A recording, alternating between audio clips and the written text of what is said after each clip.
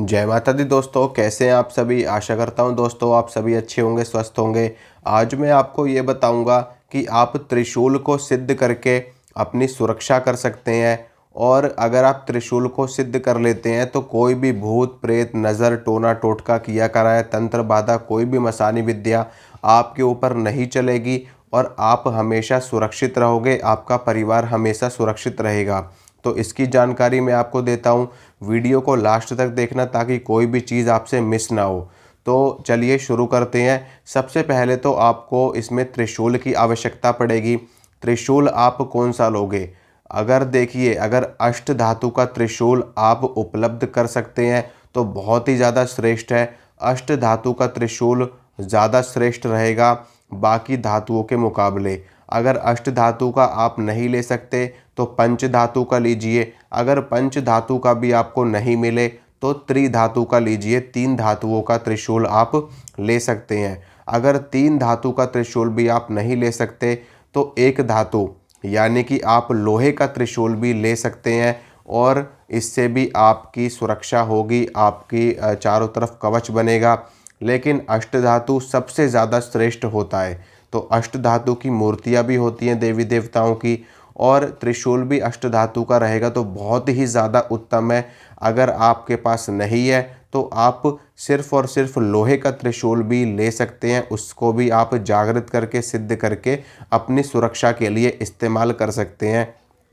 अब आप त्रिशूल को सिद्ध कैसे करेंगे उसकी जानकारी मैं आपको दे देता हूँ। सबसे पहले तो आप जानते ही हैं कि महाशिवरात्रि का पर्व निकट है, होली का पर्व निकट है, नवरात्र का समय निकट है। तो इन पर्वों पे, इन समय पर भी आप त्रिशूल को सिद्ध कर सकते हैं। महाशिवरात्रि पर तो एक दिन में ही आपका त्रिशूल सिद्ध हो जाएगा, होली पर भी एक दिन में सिद्ध हो जाएगा, दीपावली पर भी एक दिन में सिद्ध हो जाएगा।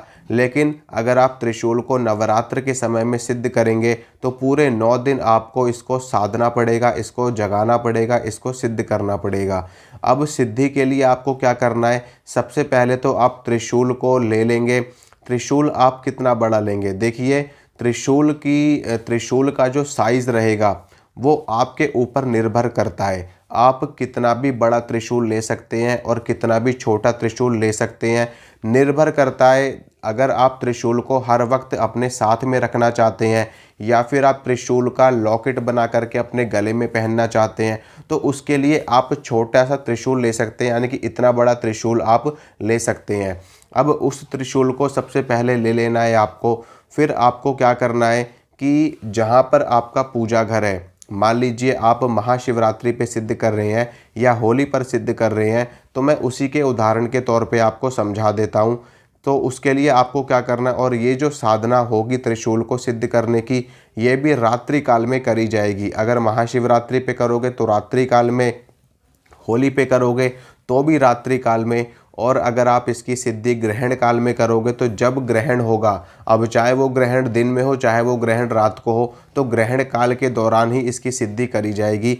इसके अलावा अगर आप सामान्य दिनों में त्रिशूल को सिद्ध करेंगे तो उसमें समय ज़्यादा लगेगा, लेकिन वो सिद्धि आप दिन के वक्त भी कर सकते हैं। जैसे कि मान लीजिए 11 दिन की सिद्धि रहेगी त्रिशूल की, तो आप उसको दिन में भी आप इसकी साधना और जप तप करके इसको जगा सकते हैं, इसको पका सकते हैं।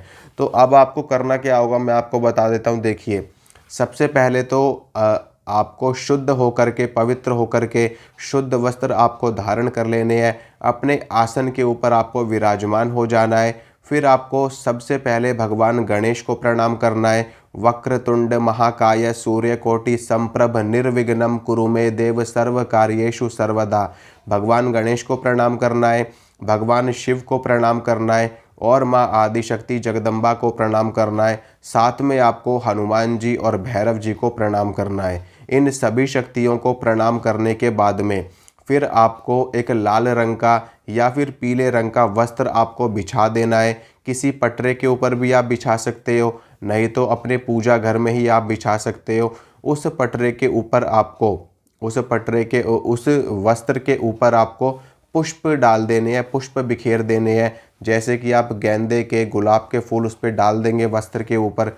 फिर उसके ऊपर आपको त्रिशूल विराजमान कर देना है, त्रिशूल को आसन दे देना है उस वस्त्र के ऊपर।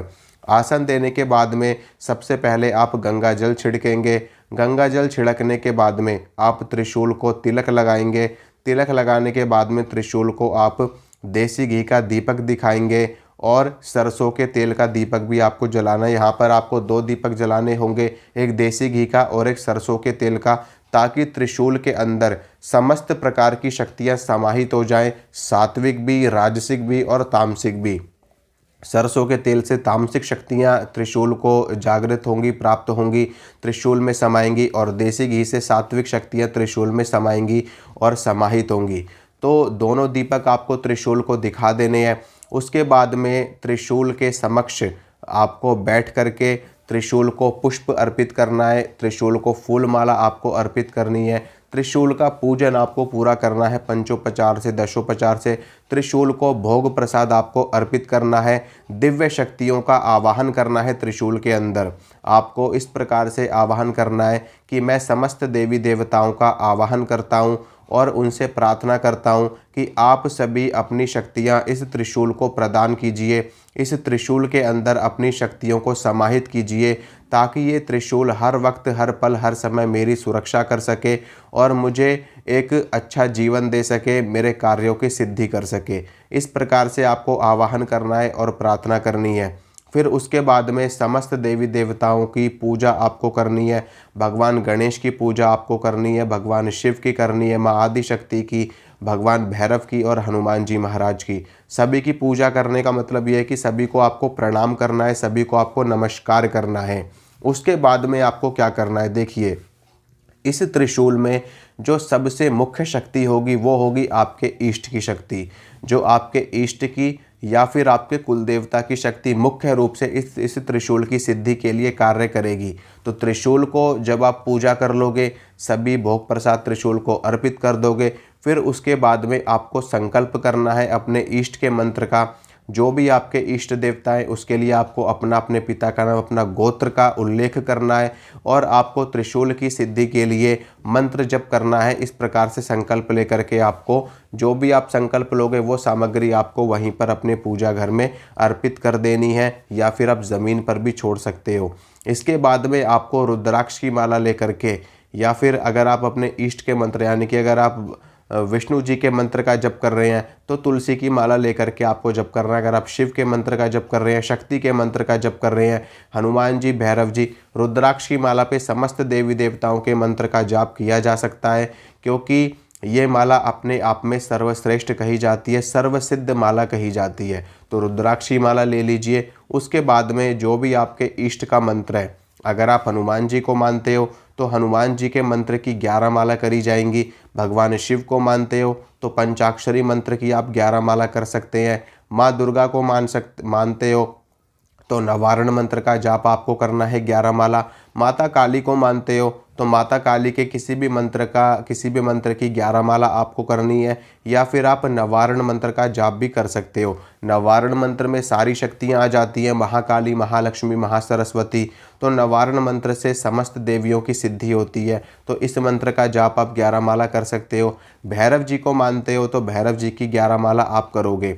जब 11 माला आप जप कर दोगे तो उसके बाद में आपको इस प्रकार से निवेदन करना है, मेरे द्वारा जितना भी जप किया गया है वह सारा जप मैं इस त्रिशूल को समर्पित करता हूँ, इस त्रिशूल को जागृत करता हूँ, इस त्रिशूल को सिद्ध करता हूँ। इस प्रकार से अपना जप आपको त्रिशूल को ही अर्पित कर देना है। उसके बाद में आपको प्रणाम करना है, समस्त देवी देवताओं से क्षमा प्रार्थना करनी है। जो भी आपसे गलती हुई है, भूल चूक हुई है, उसके लिए आपको प्रार्थना करनी है, माफ़ी मांगनी है समस्त देवी देवताओं से। उसके बाद में अपने आसन को प्रणाम करके, त्रिशूल को प्रणाम करके आपको उठ जाना है। और फिर अगले दिन एक दिन आपको त्रिशूल को ऐसे ही रखे रहने देना है। अगले दिन आपको जो भी आपने भोग प्रसाद अर्पित किया है वो आपको स्वयं ग्रहण कर लेना है, और घर में आप प्रसाद के रूप में भी वितरित कर सकते हो। अगर आपने कोई अन्य वस्तु सामग्री अर्पित करी है तो वो ले जा कर के आप मंदिर में चढ़ा सकते हो। और आप त्रिशूल को आप ले करके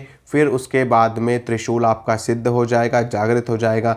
फिर आप उस त्रिशूल को हमेशा हमेशा अपने साथ रखिए। आप कहीं भी जाइए तो त्रिशूल को अपने साथ में रखिए। अब अपने साथ में त्रिशूल को आपको कैसे रखना है, देखिए, आप त्रिशूल को हमेशा किसी न किसी लाल या पीले रंग के वस्त्र में ही रखेंगे लपेट करके, ताकि उसकी शुद्धता, उसकी पवित्रता बनी रहे।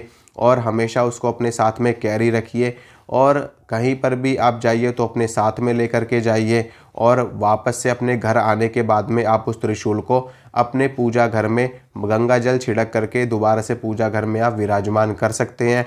फिर दोबारा से आप कहीं जाएंगे तो वहाँ से आप त्रिशूल को प्रणाम करके अपने साथ में रख सकते हैं।